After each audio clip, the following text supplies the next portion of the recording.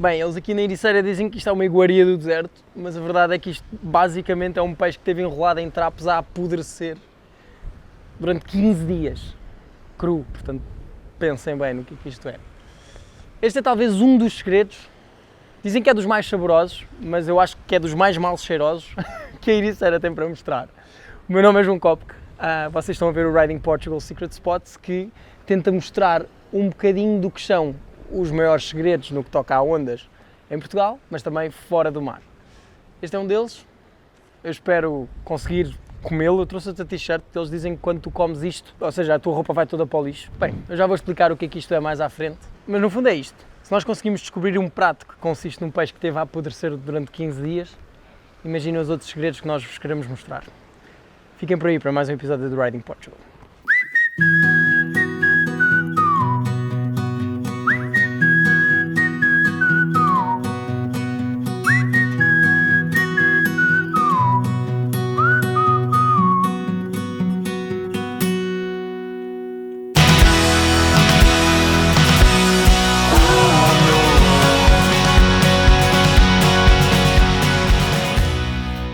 O passeio representa na perfeição o que quase toda a gente conhece quando pensa em Ericeira.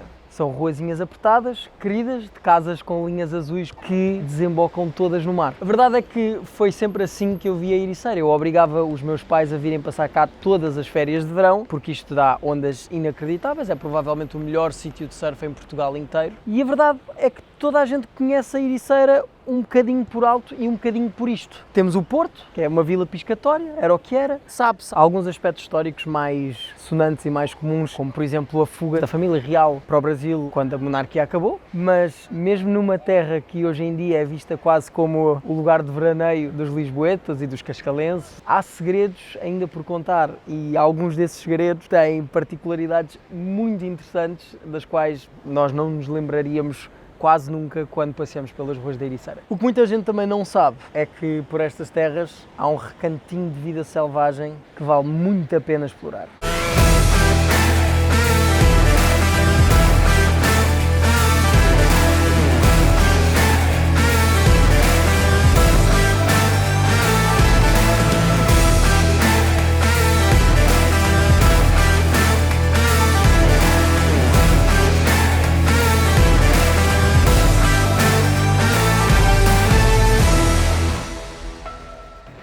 Estou numa daquelas coisas que eu nunca pensei que o surf me podia proporcionar. Estou no Centro de Recuperação do Lobo Ibérico, em Mafra, que é um daqueles lugares que tu não sabes que existe e que de repente estás a 2 metros de um lobo, sim, tens uma cerca à frente, porque o que eles estão a fazer aqui é dar uma oportunidade a estes bichos de viverem um resto de vida digno e nesse processo estão preocupados sim em dar a conhecer uma outra cara deste lobo, que é um bicho que precisa da nossa ajuda, precisa da nossa proteção e precisa que nós saibamos mais sobre ele e quão incrível ele é.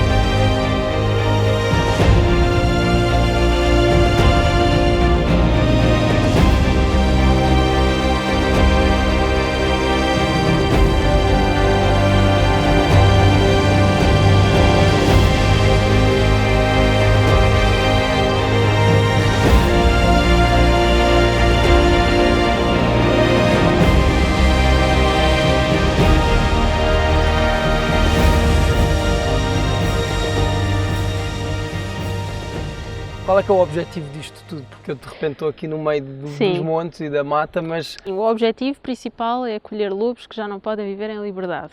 O que é que isso significa? Significa, por exemplo, lobos encontrados em cativeiro ilegal. Acontece muito em Portugal isso? Agora, não, mas no início do centro aconteceu algumas vezes. O que é cativeiro ilegal? É uma pessoa que decide ter um lobo em casa ou é tipo um zoológico ilegal? É mais a primeira. Por exemplo, há um exemplo de um lobo que estava preso num barracão de criação de porcos. Quão perto do mais natural possível vocês tentam que isto seja? Por exemplo, na natureza eles não comem todos os dias. Eles são um predador, têm um corpo que está adaptado a ficar vários dias sem comer. Então, aqui no centro, nós também não os alimentamos todos os dias. E tal como na natureza eles nunca sabem quando ou onde vão poder comer novamente, nós aqui no centro também fazemos uma escala de alimentação diferente todas as semanas, para haver essa imprevisibilidade que existe também em liberdade. Tu estavas-nos a contar há pouco a constituição de uma alcateia e eu não fazia ideia que eles no fundo eram sempre membros de uma mesma família. Então, uma alcateia é sempre constituída por um casal e os seus descendentes, pais e filhos. O casal, os dois juntos, são sempre os líderes da família. Quem é que é dominante, a fêmea ou o macho? Umas vezes é o macho, outras vezes é a fêmea. É?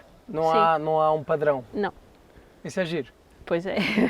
Pronto, então, normalmente eles têm com eles os filhotes daquele ano e os filhotes do ano anterior. Então, os filhotes mais velhos são mais dominantes do que os filhotes mais novos e ajudam os pais a tomar conta dos filhotes mais novos. E quando eles se aproximam dos 2 anos de idade, que é quando chegam à idade adulta, saem daquele território, deixam a família dos pais e vão tentar encontrar um parceiro ou uma parceira com quem formar um novo casal. Que também são fugitivos das famílias. No fundo, eles chegam ali à adolescência e dizem: estou farto disto. É um bicho que está ameaçado. Certo. Porquê que ele está ameaçado? Então, eles estão ameaçados principalmente por 3 motivos. A destruição do habitat. Nós agora somos muito mais do que éramos, por exemplo, há 80 anos atrás. Depois, temos também falta de presas. As suas presas são animais, principalmente herbívoros, que, portanto, precisam de vegetação autóctone para conseguir sobreviver. Nós destruímos grandes áreas de floresta e mudámos muito a nossa floresta. Tirámos as plantas autóctones e colocámos outras que são mais rentáveis ao homem, como é o caso do eucalipto, mas que nenhum animal no nosso país come eucalipto. Na falta de presas selvagens, o que existe disponível para o lobo comer são animais de rebanho e, portanto, isto causa prejuízos nas populações humanas locais, nas zonas onde há lobo, e existe um grande conflito, então, entre o homem e o lobo. E nós, infelizmente, continuamos a ter muitos lobos que são mortos por ação humana, quer seja com tiro, com veneno ou armadilhas, apesar de, em Portugal, ser proibido por lei qualquer uma destas ações. Uma desmistificação. As noites de lua cheia são as noites em que os lobos uivam menos, que é precisamente o contrário do mito, não é? Porque são as noites em que há mais luz, certo? Eles são animais tímidos que não se querem mostrar. Se uivarem nessas noites, expõem-se mais. Então, as noites em que eles uivam mais são as noites de lua nova. E esse mito... Lua cheia, o lobisomem... Pois, mas isso também não existe, não é? Não existe o lobisomem? Não. Achava mesmo que havia por aí. Eu conheço um que se chama Carlos.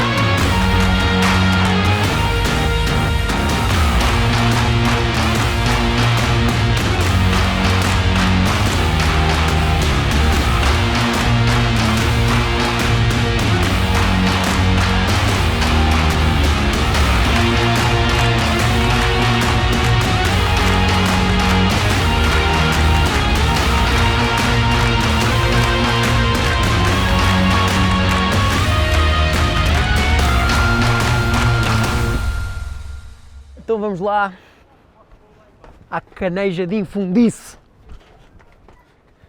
Eu estou a correr, mas não sei se devia, porque eu estou curioso, mas ao mesmo tempo estou com um bocado de medo de não aguentar. Que isto, o meu estômago é forte, mas eles disseram que isto é o saltar de paraquedas do que toca a comer. Isto limpa tudo. É verdade. Limpa. Isto é um espetáculo. É como uma granada, também limpa tudo.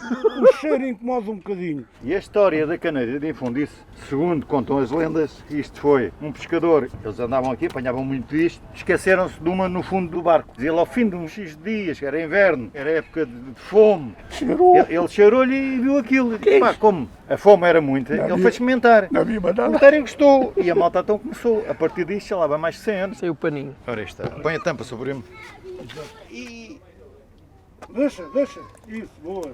Ora, aí está. Regar com azeite. Bastante azeite. Mais. Mais? O tempo foi. Há gajos com coragem. Não tem nada a ver com os gajos que têm estômago. Porque há muito corajoso que não come isto. Para não. Isto é muito diferente. Muito bom. Olha, tens de comer um bocadinho. Pá, isto sobe-te aqui. Pá, isto limpa tudo. Pá, Olha para isto. isto é o quê? Porquê que faz esta... Olha para esta lá. É o amoníaco. Pá, faz com uma pujança isto. O sabor no início é normal, é um peixe bom, normal. Só que depois a seguir aquilo começa a entrar ali uma onda de... E a pessoa fica toda... Olha, eu comi larvas na Amazónia. Isto é muito mais agressivo do que comer larva de mutuca num coco. Já. Foi logo meio copo de vinho, assim. O vinho está doce agora. É, fica doce. Por isso é que está a entrar assim. João, isto é uma comida afrodisíaca, sabias? O meu primo aqui, quando come disto, é o que quiser. Fico maluco. Nem é preciso dar a corda a um macaquinho. Trabalha sempre, não é? Abrimos. Alguns jagosos, se calhar, não conseguem machar isto. Não, há muitos que não comem. Muitos que não comem. Muitos não comem. Betinhos. São os betinhos. É o novo jagós, não é rijo. Nem agora. Não é jagós. Vocês podem se considerar já jagodes. Depois de comer isto já sou mais local que os locais. Quando estiver nos coxos eu pergunto, já comeste caneja? Mas eu já comi. E se ele vier com... Olha, já comi caneja, não me chateies. É assim, claro. Bem, tem-me aqui uma voltinha à barriga, hein? Aguenta.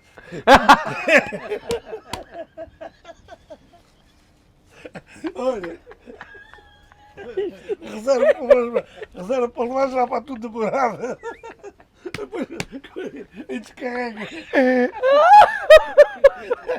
Todos os meus amigos surfistas, assim, rios e tal, malta que anda nas pedras e que se acha muito forte e muito não sei o quê, eles não comem isto. O que é que acontece? A caneja, uma espécie de tubarão, que urina pela pele. Portanto, eles deixam aquilo enrolado em panos até aquilo maturar durante para aí 15 ou 20 dias. Como o bicho urina pela pele, aquilo ganha amoníaco e fica aquele sabor. E principalmente, primeiro, aquele cheiro. Eu vim com uma t-shirt e estou a voltar com outra, não sei se vocês repararam. Porque eles disseram-me que se eu passar por alguém que não comeu a caneja, a pessoa vai reparar de certeza e vai perguntar: epá, o que é que andaste a fazer? Que estás a cheirar mal. Não vou andar aqui com eufemismos, isto não cheira bem, cheira mal. E depois, ao se comer aquilo, o sabor é bastante bom. Mas a sensação parece que estamos a comer uma bola do wasabi ou assim qualquer coisa, porque aquilo abre-nos tudo e é uma sensação de comida muito inesperada. E eu tive um almoço com a malta mais castiça aqui da Ericeira, a falar de histórias do Arco da Velha. Tipo, eles dizem que as mulheres deles, quando eles chegam a casa, não os deixam entrar, primeiro sem trocar de roupa, e vão diretos para o banho.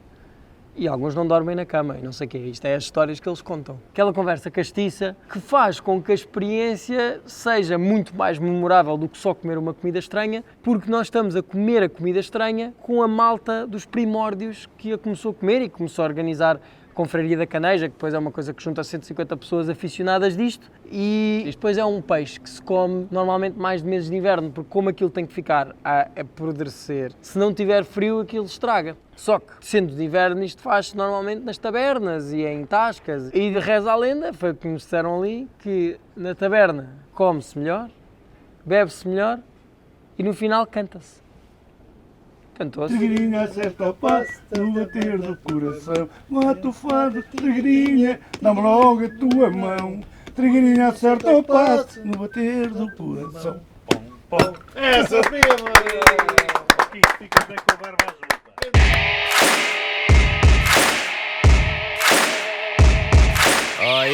É engraçado que quem já conhece provavelmente sabe onde é que eu estou. Quem não conhece nunca ia encontrar isto na vida. Acaba por ser uma onda que para alguns é tipo, óbvio, estás aí, e para outros é tipo, onde é que estás? Mas eu vou-vos dizer uma coisa, que é, não vou dizer onde é que estou. Fico calado. Por aqui? E depois perco-me. You know, stone's the fucking product. Tell me who want it. Not what you want, it's bound to be iconic. Baby, you got it. Let me get that love and that's 100. Taking the proof on it. But I'm in the spot and I catch the feeling. Raising the roof on it. You know that we gonna E tentar perceber se aquele set não foi um no milhão.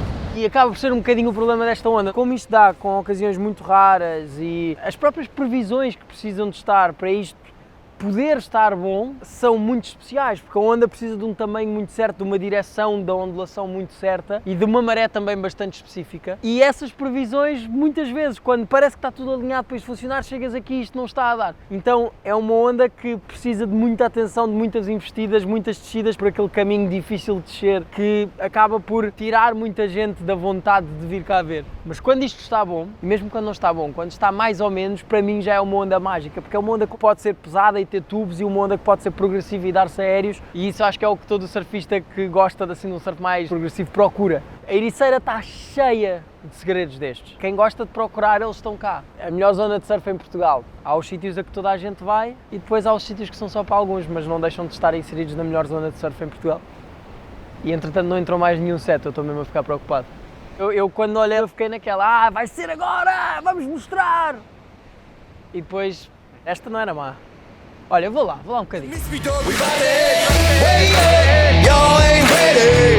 Later, the whole damn city. Whoa, whoa, whoa, whoa, whoa, nah, nah, nah. Get up, I know y'all hear me. Show love when I'm in your city. Whoa, whoa, whoa, whoa, whoa, nah, nah, nah.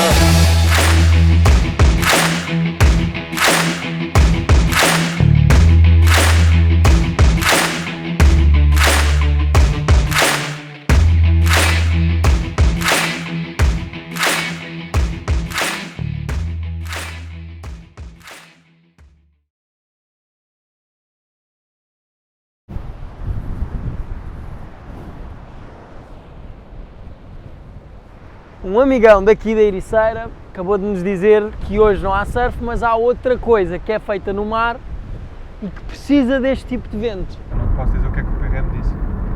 Pois, de certeza que ele disse coisas um bocado horríveis, não é? Tipo, disse, não disse? Estou a brincar, também vou falar sério. Disse que isto é perigoso. Posso dizer? Mas o PRM disse: qualquer homem do mar safa sempre bem. Disse isso? Disse. Ok, isso já não é mau. Pá, ele vai de joelhos, estilo pagar a promessa. E acho que ele vai ficar para trás? Pá, se nós esperarmos por ele. Não se vê que estou nervoso. Eu vou ficar no meio do mar. Eu não estou, tipo, agora a sério, não me estou a sentir nada seguro. Está uma ventania do pior. Eu acho que isto é o core do como se faz isto. Ah, mas alguém está a levar uma canoa. Ah não, aquilo também é uma... Eu nem sei como é que é uma prancha disto, eu achei que era uma canoa. Alguém me quer dizer onde é que se põe os pés? É, faz aí a tua cena. E é um bocado como o surf, mas não. É um bocado o resumo que eu tenho a fazer. Eu não disse o que é que eles vão fazer, que em teoria é sup downwind. Para mim vai ser só sup down. A malta vai para o largo. Surfar as ondas causadas pelo vento. Exato, surfar tipo as vagas de vento. Duas cordas? Não precisas. Tu és do surf, pá. Isto é maluco ou quê? Já está. Pronto, segue. E esta embarcação. Lost boy got a fresh start, and she's my gasoline. Está um tornado. E o senha pega que ninguém queria. Drop top, no we don't play, 'cause I'm her nicotine. Uh-oh, don't act like you don't know. Frontin' 'cause you want it, I got it.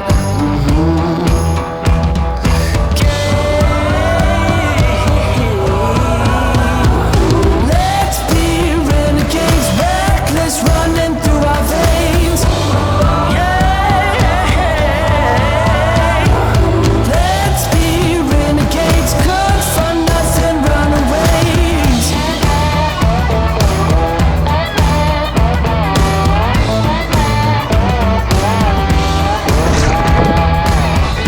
Vou continuar a remar.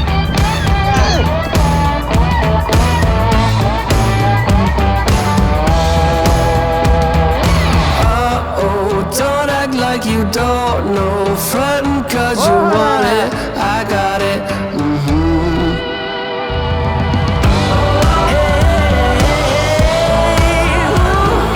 Let's be renegades, reckless, running through our veins.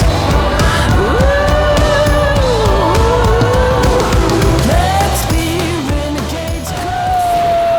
Não morri! Fantástica. Foi bué da fixe. Pá, houve ali um momento ao início que eles arrancaram-se um bocado mais à frente e eu estava mais para dentro. Eu a pensar, vou com o vento, vou parar aos coxos, depois tenho que sair como onda nos coxos com este bacalhau, não sei como é que vai ser. Mas depois eles me mandaram-me lá para fora, pá, e aquilo há realmente ali uma altura que tu parece que apanhas uma onda e começas a surfar, só que como não estás nada habituado a isso, tipo a sensação de uau, e desequilibras, pá, caí montes de vezes e sempre cais, tipo, perdes o ritmo todo. Isto é uma cena um bocado de, se estás numa velocidade apanhas as ondas, se não estás nessa velocidade é difícil e cais muito e tal. E vim ter à Vila da Ericeira. Olha o Pirra já a chamar-me. Estou na Ericeira, meu, já dá para irmos comer um sushizinho logo assim de seguida, tal.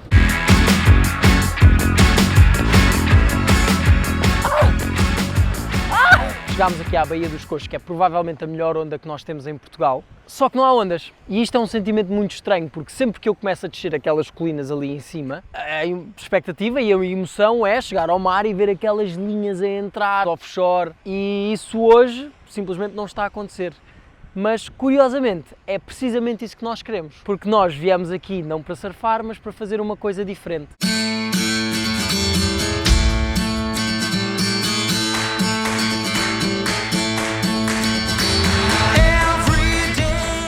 Eu encontrei-me aqui com o Filipe, que é, na verdade, um super surfista que veio para a Ericeira na procura por ondas, mas ele também é um super sushi man. Isto ainda é uma vila piscatória, só que ele deu a isto um toque de futuro, como juntando esta história dos ouriços, mais concretamente as ovas, ao sushi, que é uma maneira de trazer o futuro à tradição, de preservar o que é a Ericeira da Ericeira, que é o peixe, que é o mar e que são os ouriços, numa nova forma de comer, que pá, quem é que não gosta de sushi? E vou buscar os ouriços ao mar. Bora que eu não tenho toalha, preciso parar de filmar. Posso fazer tipo...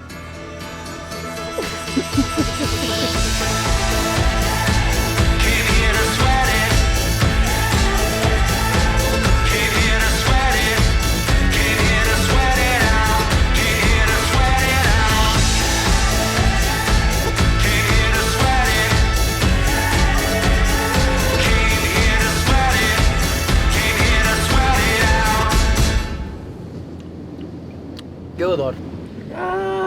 Então, fomos buscar o nosso normalmente pior inimigo dos surfistas à Praia dos Coxos. Depois fomos fazer umas ondinhas ao backdoor. O Filipe, não sei, se calhar deu-me na pá. E agora vamos transformar o nosso pior inimigo no nosso melhor amigo. E fazer aqui um pequeno encontro de tradições.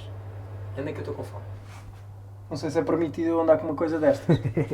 Eu acho que eu não estou a partir. Eu já tenho medo de dar na minha mão. Ui! Agora foi. Olha no gajo. Mas parti um bocadinho a carapaça aqui. Dá para usar? Dá para usar.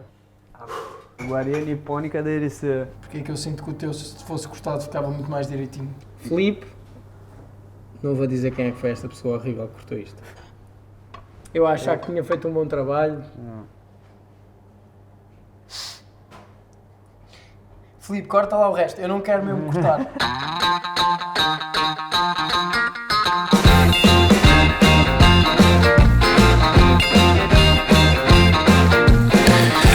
Shout out to the world so they know my sweet baby loves me so. She got me going, yeah, she turns me on.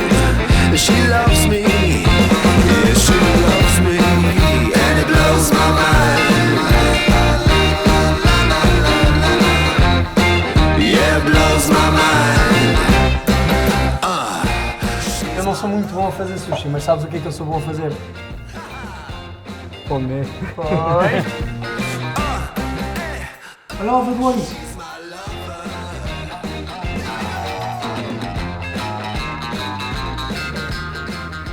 Agora tem um saborzinho a mar. Nem te digo nem te conto, vou comer com salmão.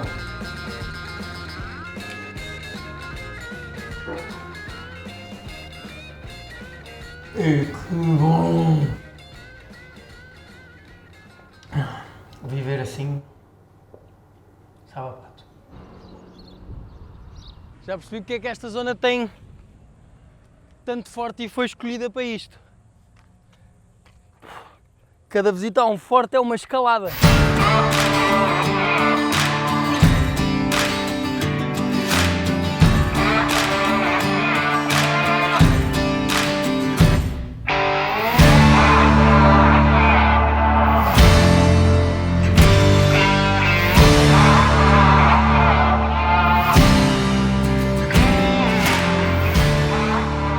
estou num túnel com 200 e tal anos que serviu para defender Portugal quando a existência de todo o continente europeu como nós o conhecemos estava ameaçada. E o contexto era o seguinte: em Portugal não havia rei, ele tinha ido embora para o Brasil. Na Europa toda, provavelmente o clima que se sentiria era o de uma guerra total, porque todas as potências relevantes do continente estavam envolvidas no conflito napoleónico. Aliás, essa é a razão pela qual Portugal entra na guerra, porque Napoleão obrigou Portugal a fechar os seus portos aos ingleses, que Portugal recusou, e por isso é que Napoleão invadiu a península. E se na Europa se enfrentavam canhões, batalhões, soldados, cavalaria, existia também o enfrentar de um misticismo que ultrapassava o hard power, porque Napoleão, pelo menos num primeiro momento, era visto como um general invencível. E foi neste contexto que se constroem em secretismo as linhas de torres para defender Lisboa, mas também para fazer com que, num caso de derrota, os navios ingleses pudessem partir com as suas tropas de Portugal. E as linhas de torres, ao contrário do que se possa pensar, não são um conjunto de muralhas. Não, nós estamos a falar de ter do mar ao Tejo um conjunto de fortificações que pretende cobrir muitíssimos quilómetros. Num teatro de guerra tão imenso, comunicação é talvez uma das ferramentas mais importantes, porque para se coordenar os vários milhares de homens que existiam de cada lado e, enfim, para que esta fortaleza pequenina em cima de um monte soubesse o que se estava a fazer em todas as outras fortalezas e pudesse se preparar para ser rodeada por milhares de franceses ao mesmo tempo, era preciso conseguir-se dizer coisas de um lado para o outro. E é sobre o mais próximo que temos de um WhatsApp há 200 e tal anos atrás que eu vos quero falar. Acho que vocês vão ficar surpreendidos, porque o utensílio utilizado é ligeiramente maior do que esta brincadeira aqui.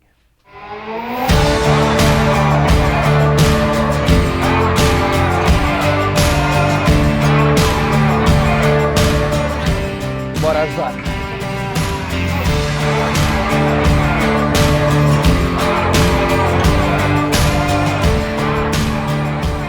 Isto era o chamado SMS há 200 anos atrás.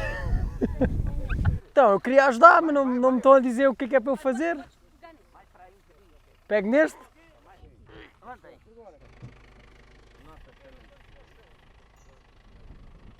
Trabalhar! Mandaram-me puxar cordas. Eu estou a fazer o que mandam. Cabos. Não há cordas, é cabos. Ainda rebento aqui com o telégrafo. Tudo ao mesmo tempo. É para puxar também? É, para baixo, que o macho tem que endireitar. Ai, rápido! Deixa estar assim próximo, assim já voltamos lá. Mãos de escravo. Pá, sabes, quando o dedo fica preso, não... tipo...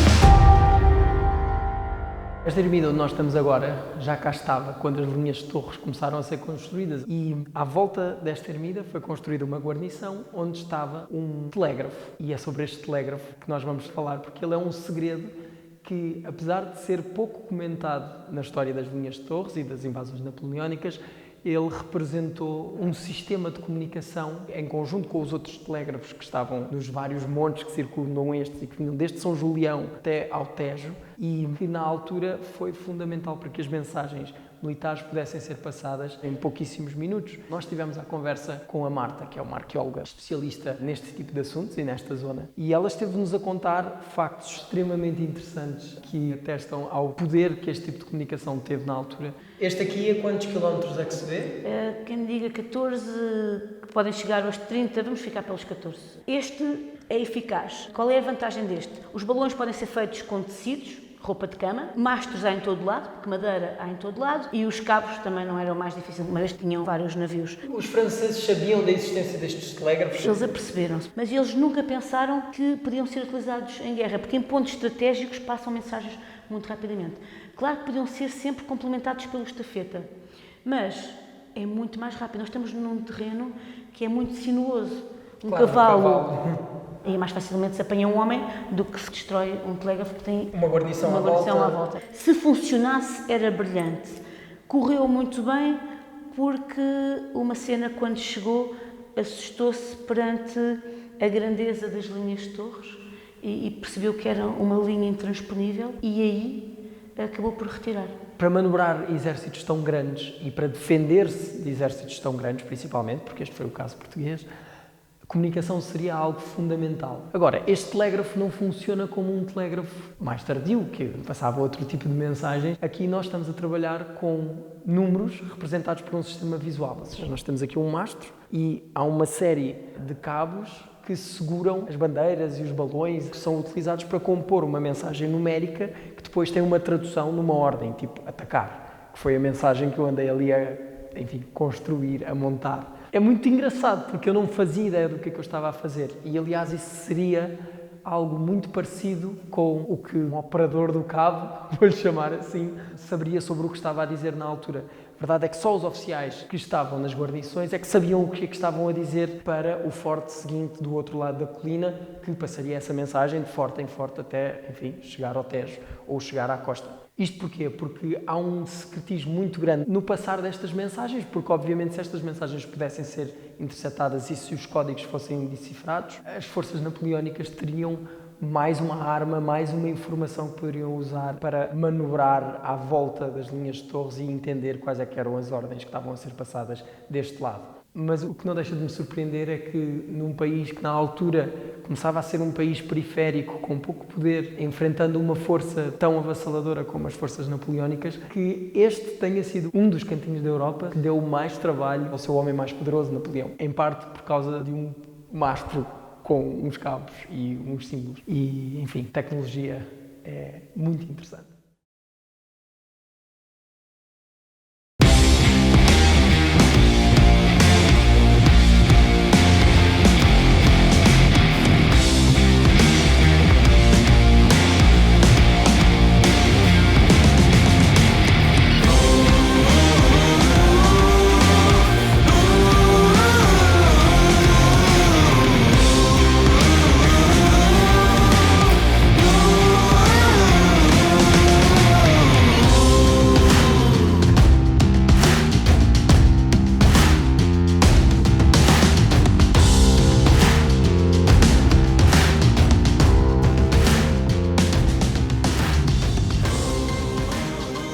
Nós podíamos estar em qualquer restaurante aqui na Vila de Ribamar, mas este não é qualquer restaurante. Nós estamos no Pescador, que é um lugar que reúne, provavelmente, olé, percebes? Hoje é um dia especial, portanto podemos comer percebes. Que é um lugar que reúne nas suas paredes e provavelmente nos seus percebes as histórias dos dias mais clássicos que esta Vila da Ericeira já viu no que toca a surf. Portanto, este é o lugar onde, a seguir a uma surfada incrível nos Coxos, a maior parte dos melhores surfistas nacionais vem comer o famoso prato do dia. Mas aqui fala-se de tubos, aqui fala-se de pranchas, as paredes estão forradas a imagens de surfistas. E é um bocadinho por isso que este sítio tem uma mística diferente. E tem um significado especial para os surfistas que, como eu, que vim descobrir isto um bocadinho mais tarde, eu não sou daqui, mas comecei a passear por estas terras sempre que o vento sopra de leste, valorizamos se calhar isto de uma forma um bocadinho diferente. E é um bocadinho por isso que eu acho que este lugar é mais do que apropriado para eu vos falar de outras ondas e de vivências que eu tive nestas terras que nós não apanhámos desta vez, mas que apanhámos no passado. Por exemplo, lembro de uma sessão clássica que tive na Pedra Branca, que é uma das ondas rainhas aqui da Ericeira, e que eu nunca mais vi aquilo assim.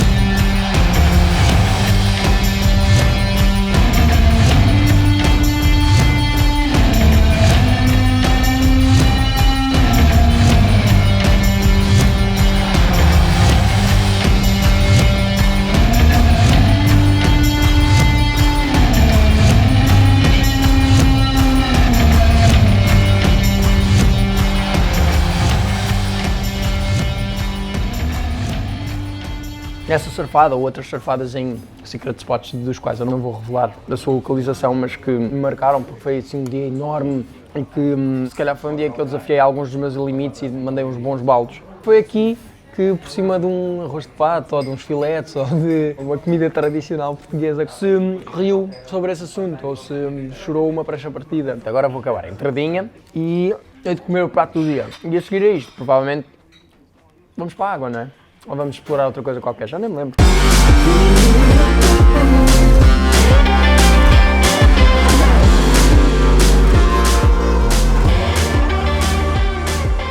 O Convento de Mafra, apesar de ser um dos grandes lugares de Mafra, é também um mundo em si mesmo e, portanto, esconde dezenas de segredos. Nós vamos explorar especialmente dois sítios com muitos segredos, digamos assim.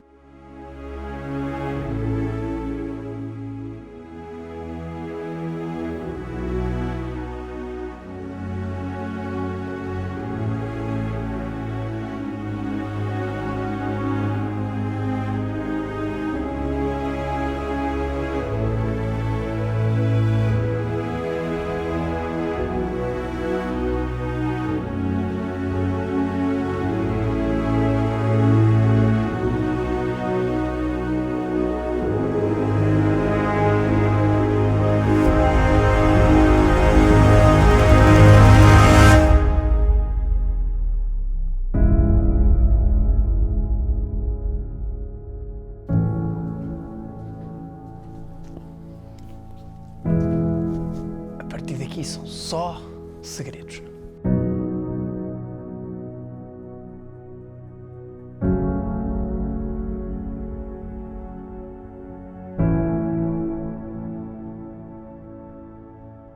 Quando eu reparo na dimensão que o palácio, o convento tem, eu penso em filantropia, sim, mas eu penso em alguma promiscuidade, porque quando estamos a falar de filantropia, normalmente estamos a falar de alguém enfim, que está no mundo privado.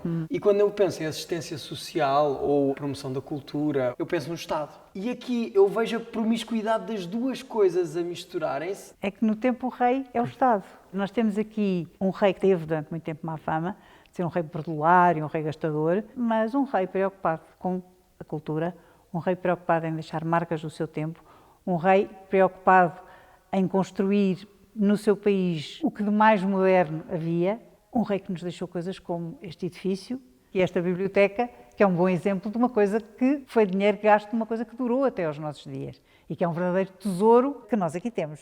Qual tesouro? Nós temos aqui o que de melhor se publicou desde o princípio da imprensa até ao tempo do Dom João V, porque o Dom João V mandou os seus embaixadores cheios de dinheiro por toda a Europa, mas eram mesmo, tinham olha, dinheiro, toma lá, gasta, comprando o que de melhor se tinha publicado na Europa até então. E temos uma das mais importantes bibliotecas europeias, com a curiosidade de ser uma biblioteca que não está alterada desde o século XVIII e, portanto, ainda está arrumada, organizada, como se concebia o mundo daquele tempo. Como é que se concebia o mundo daquele tempo? Deste lado temos as ciências e tudo o que era científico naquele tempo era importante. A história, o direito, a geografia, a medicina, a botânica. Do lado de lá temos a vida religiosa. E no meio, ligando no fundo estes dois mundos, temos o saber clássico e as obras de referência, os dicionários. E aqui? Aqui temos uma coisa curiosa, são os livros proibidos, que na altura estavam proibidos pelo Índex da Igreja, porque tinham conotações religiosas, tinham conotações políticas, falavam do diabo. É curioso, nós pegamos em alguns livros e tu vês frases riscadas, tu vês páginas coladas, que são as páginas que não se podem ler. Há aqui livros que se calhar são mais raros ou mais Exatamente. interessantes. É o caso, por exemplo, de uma Bíblia em 5 línguas. Nós temos uma edição completa que não é vulgar.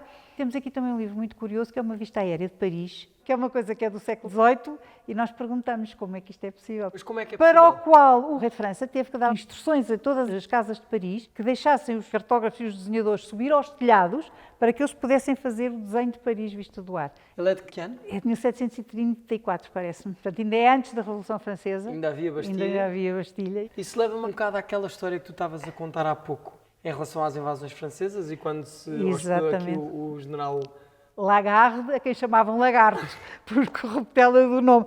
Porque é assim, isto na época serviu também de alojamento aos franceses. Quando o general Lagarde aqui chega, o palácio está vazio, a família real tinha ido para o Brasil, e o general Lagarde manda chamar o principal do convento e pede para lhe abrir o palácio. E ele responde que é responsável pelo convento, mas que não é responsável pelo palácio. O francês irritou-se e deu-lhe uma fatada. Ele, como um bom franciscano, dá-lhe a outra face. O general ficou impressionado com esta atitude e tomou aqui o edifício sob a sua proteção e, portanto, não houve grandes estragos aqui no edifício. Isto é contado por um almoxarife do Palácio da época, que escreveu o seu diário. Nesse diário ele fala dos ingleses que chegam uns meses mais tarde Para salvar a situação. nossa... E que fizeram muito mais estragos aqui dentro. Destruíram cortinas para fazer ligaduras, para fazer camisas, faziam fogueiras no meio das salas, enfim, fizeram muito mais mal. Estiveram aqui 20 anos. Uma fogueira aqui. Exatamente. Que crime. Um edifício destes e com uma história deste tamanho, em todos os sentidos da palavra tamanho, tem as suas lendas. Por exemplo, a lenda dos ratos albinos gigantes Pronto, que os diz mitos que comiam pessoas. Mais ou menos. O mito dos ratos é muito forte aqui em Mafra. É claro que estamos num edifício no meio do campo, estamos num edifício cujo subterrâneo é apenas só um e que é um esgoto, onde obviamente há ratos. Penso que isto terá a ver com uma situação que houve nos anos também da guerra, em que uns soldados foram às chaminés buscar ovos de pomba. Houve um deles que caiu e aqueles são 70 metros até lá abaixo ao esgoto. O outro rapaz teve medo, como aquilo era proibido, não disse nada e só no dia seguinte, quando houve a chamada, é que perceberam que faltava uma pessoa. Lá acabaram por pressionar o rapaz, que acabou por conversar o que é que tinha acontecido ao amigo. Foram aos esgotos, o rapaz já estava morto. Tinha um bocadinho de uma orelha ratada, pode ter sido a queda, pode eventualmente ter sido uma dentada de ratazana, pode acontecer. Mas daí nasceu a lenda que as ratazanas comiam as pessoas, que os esgotos... Há ratos, mas não comem ninguém. Não estragam, olha, nomeadamente não estragam aqui os livros, não entram para o palácio. Mas há uma história que é verdade, não envolve ratos, mas envolve um mamífero também. Exatamente, que é uma das coisas que nós temos aqui curiosas na biblioteca, que é uma colónia de morcegos. São poucos, são uma dúzia, nem tanto. Habitam aqui por trás destas estantes de madeira. Eles entram e saem pelas frinchas das janelas de madeira, são pequeninos. Portanto, espalmam-se, entram e saem para fazer a sua vida normal, para ir comer, mas comem os insectos que estão aqui na biblioteca. Portanto, não é o nosso único nem o principal meio de conservação, mas é um bom auxiliar. O curioso é que não fomos nós que os introduzimos cá. Isto é um processo perfeitamente natural e, tanto quanto nós saibamos, é um processo que existe, pensamos que desde o século XVIII. Há várias espécies aqui de morcego, como é que isto funciona? Que saibamos, temos 2 espécies. Nós temos um grupo especialista de morcegos que tem vindo a acompanhar aqui a colónia. E há 2 espécies, pelo menos, que nós detectámos aqui, que é o pipistrela, que é aquele morcego pequenininho normal, e depois um muito curioso, tem assim umas orelhitas, que é chamado orelhas de burro. Ok, aqui, pelo menos tem aqui um refúgio. Aqui estão contentes, onde podem viver bem e descansados. E são morcegos cultos. São, ali é imenso, imenso. Bem, depois de tanto livro, vamos embora.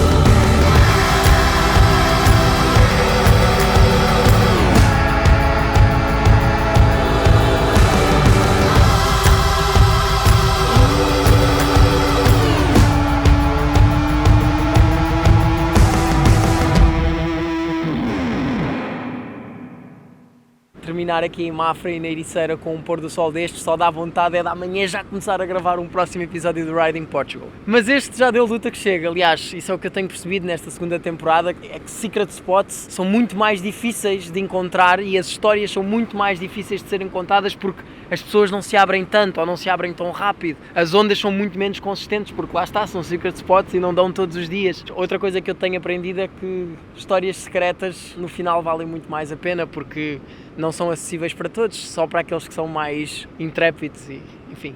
Acabou por ser uma viagem por coisas bastante desconhecidas numa terra que eu já conhecia muito bem e isso é espetacular. De repente, irmos ao convento do Palácio de Mafra, que é se calhar o monumento português, e descobrir que há coisas que nós não sabíamos por lá, que há livros proibidos, que há morcegos, descobrir um prato que é uma experiência radical, é uma espécie de andar de montanha russa da comida e terminar como onda assim, não é? Que dá trabalho, eu já conhecia, mas só tinha vindo aqui nos dias certos e de repente ter que gravar aqui significou muitas investidas que nem sempre correram bem, significou dias frustrantes, mas também significou que se deram aéreos e até se deram os tebinhos. No final lá se prevaleceu com um sorriso no rosto porque foi uma espécie de grito de vitória. Ainda falta uma grande jornada por este nosso país. Portugal, o Atlântico, tem ainda muito para nos dar e muitos segredos para serem descobertos. Portanto, venham ao próximo episódio do Riding Portugal.